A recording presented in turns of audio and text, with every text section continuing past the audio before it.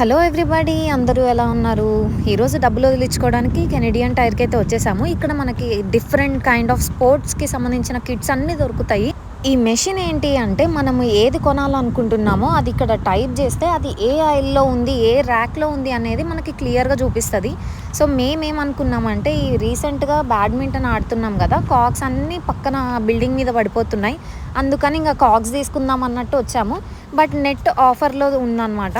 So ఇంకా net చూస్తున్నాము. ఈ నెట్ తీసుకుందాం అనుకుంటున్నాం.